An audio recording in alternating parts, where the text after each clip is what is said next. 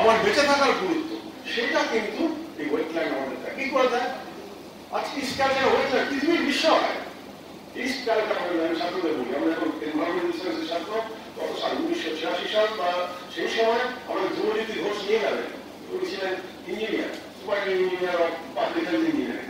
বলে না না এখানে ওইসব ওয়েটল্যান্ড হবে না, চলো গিয়ে নিয়ে গেলেন, নিয়ে গিয়ে দেখালেন ওই যে পচা গোলা জল, সেটা আমি এক গ্লাস নিয়ে খেয়ে নিই। বলে দেখো থিটার of the changes of water. Kolkata মহানগরী ব্রিটিশদের সমস্ত পচা গোলা জলটা পশ্চিম থেকে পূর্ব দিকে চলে আসছে এবং চলে আসার পরে সেইগুলো থিতিয়ে পড়ছে, তার মধ্যে অহরহ আমাদের পেচ্ছাপ পায়খানা থেকে আরম্ভ কত রকম নোংরা জিনিস ওখানে জমা হচ্ছে।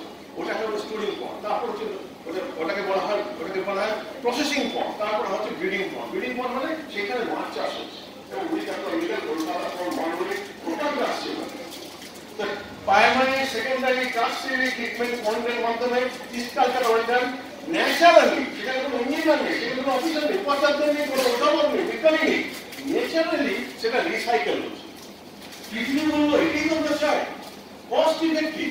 আমি একটা জিনিস করলাম যে খুব সুন্দর আমরা খাবার একটা জল দেবো, অ্যারো মধ্যবিত্ত ছুটলো 20,000 25,000 টাকা কিনলো, দুদিন পর রিফান্ড হয়ে গেল, তারপর তার বাজেট কাম করলো, তখন বললো না আমি অবাক হয়ে যাই ওই আগেকার দিনের মতো জল ছেড়েই